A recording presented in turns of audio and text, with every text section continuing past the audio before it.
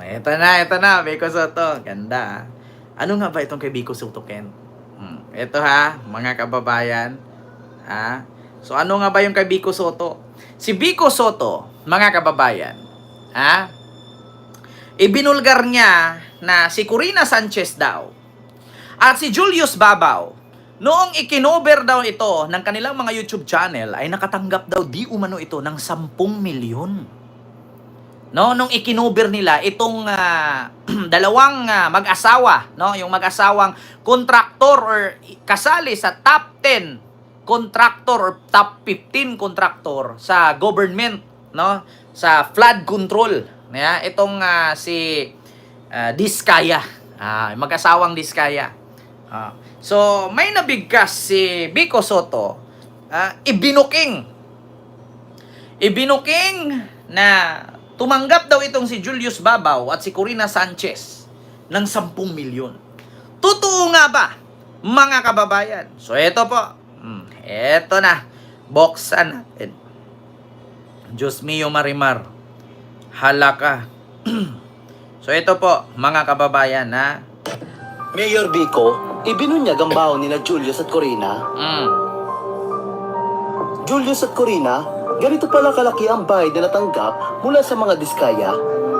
Nagulantang ang marami ng matapang na isinuwalat ni Mayor Biko ang di umano'y kalakaran sa likod ng mga interview ni na Julius at Corina. Hindi may kakailan na malaki ang papel na ginagampanan ng mga mamamahayag at broadcaster. Sila ang itinuturing na boses ng taong bayan, tagapaghatid ng balita at tagapagtanggol ng katotohanan. Kaya't mahalagang manatiling matatag ang kanilang kredibilidad sapagkat dito nakasalalay ang tiwala ng publiko. Subalit sa kabila ng mataas ang pamantayan na ito, may mga pagkakataon na nakukwestiyon ang kanilang integridad at kredibilidad. Ito nga ngayon ang nangyari sa dalawa sa mga pinakakilala sa larangan ng pamamahayag na sina Corina Sanchez at Julius Babaw. Ito'y matapos matapang na isinuwalat ni Mayor Biko ang di umano'y baon nila Julius at Corina. Kaugnay ng mga panayam ng dalawa sa magkasawang Curly at Sara Diskaya, na may-ari ng St. Gerard Construction, isang kumpanyang nasasangkot umano sa mga anomalyang flood control projects ng Department of Public Works and Highways. Ayon kay Mayor Biko, hindi simpleng interview ang naganap, kundi isang uri ng bayarang exposure. Sa kanyang Facebook post, ipinahiwatig ni Mayor Biko na tumanggap na malaking bayad sina Corina at Julius sa kanilang interview sa mga Diskaya. Ani Mayor Biko, bago tanggapin ng mga kilalang journalist ang alok para mag-interview ng kontraktor na pumapasok sa politika, hindi ba nila naisip na, uy teka, ba't kaya handa ito magbigay ng 10 milyon para na magpa-interview sa akin? Kita nyo? Yun ang isiniwalat. So may isa pa yan, mga kababayan. Ito naman. Ito po'y mula sa RMN News, no? ano ba to? RMN News, DZXL News, no, ng RMN. Mayor Biko nagkomento sa viral interviews sa Diskaya couple na ng ilang kilalang mamamahayag. Basahin natin yung Pasig post. City Mayor Vico Soto na magkomento sa muling pag-viral ng mga interview ng nakalaban niya noong nakaraang eleksyon na si Sara Diskaya sa vlog nina Corina Sanchez at Julius Babaw, ilang mga kilalang mamamahayag. Pinuna ng alkalde ang pagtanggap ng mga mamamahayag para So ito, post ni Biko Soto, mga kababayan, basahin ko lang. With these interviews again, going viral, let's look at it from a different angle. Bago tanggapin ng mga kilalang journalist ang alok para mag-interview ng kontraktor na pumapasok sa politika, hindi ba nila naisip na, oy teka, ba't kaya handa to magbibigay ng 10 milyon para lang magpa-interview sa akin? Yun po ang post ni Biko Soto, mga kababayan. Ito po yung post niya, kita nyo ha, mga kababayan. Sunod, sabi niya, I know for a fact that there are many good, honest people in media who are disappointed, if not angered, at practices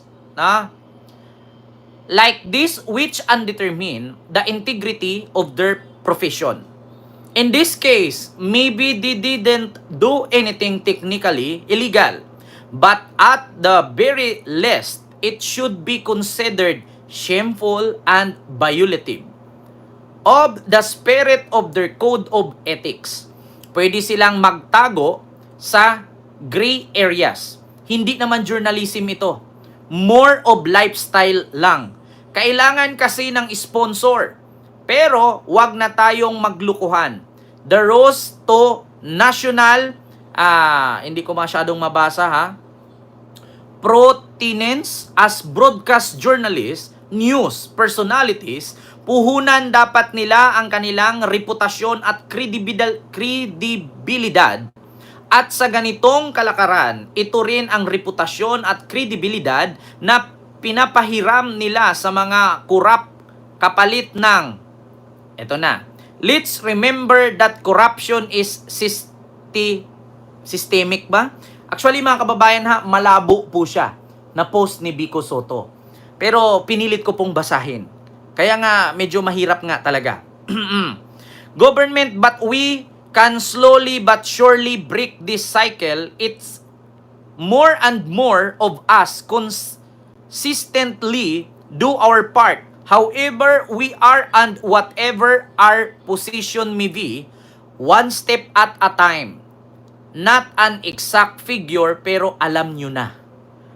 So, hindi daw saktong figure.